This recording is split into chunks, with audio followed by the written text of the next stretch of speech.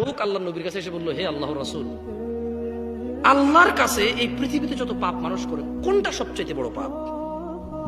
তখন রাসূল সাল্লাল্লাহু আলাইহি সাল্লাম বলেন, আল্লাহ তাআলার সাথে কাউকে শরীক করা।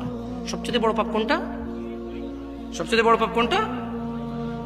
অথচ আল্লাহই তোমাকে সৃষ্টি করেছে, তুমি আল্লাহর সাথে কাউকে শরীক করছো। এরপরে তিনি বলছেন, অতঃপর কি? ওই লোকটা বলল যে, হে আল্লাহর রাসূল, শিরকের পরে বড় পাপটা কি? তখন আল্লাহ নবী সাল্লাল্লাহু আলাইহি সাল্লাম বলল যে, নিজের সন্তানকে পেটে হত্যা করা, এই ভয়ে যে সে তোমার রিজিক খাবে। এরপরের বড় পাপটা কি? সন্তানকে হত্যা করা, এই ভয়ে যে সে তোমার রিজিকে ভাগ নেবে। বুঝে আসছে না? আসে নাই? ভবিষ্যতে সে তোমার সঙ্গে খাওয়া দাওয়া করবে, কিভাবে পালবা, কি খাওয়াবা, এইরকম ভয়ে পেটে আসার পর বাচ্চাটাকে হত্যা করা হচ্ছে পৃথিবীর দ্বিতীয় বড় পাপ। মানে আল্লাহর সাথে শরীক করার সঙ্গে ওই লোক জৈনিক ব্যক্তি বলল যে, আল্লাহ রাসূল, আল্লাহর সাথে শরীক করা বড় পাপ, এরপরে কি বড় পাপ? বললো যে, বাচ্চাকে হত্যা করা, যে ভবিষ্যতে তোমার সঙ্গে খাবে।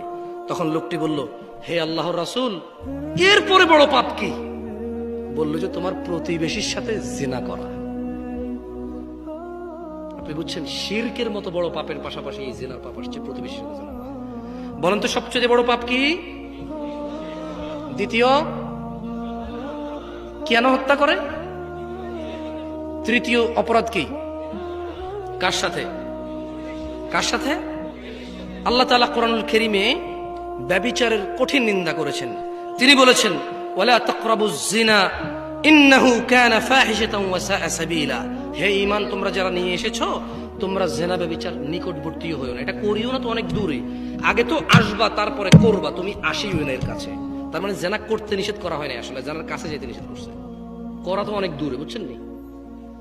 এরপর তিনি বলেছেন, নিশ্চয়ই এটা অত্যন্ত ঘৃণিত, অশ্লীল, নিকৃষ্ট আচরণ। জিনা করা কি আচরণ? নিকৃষ্ট আচরণ।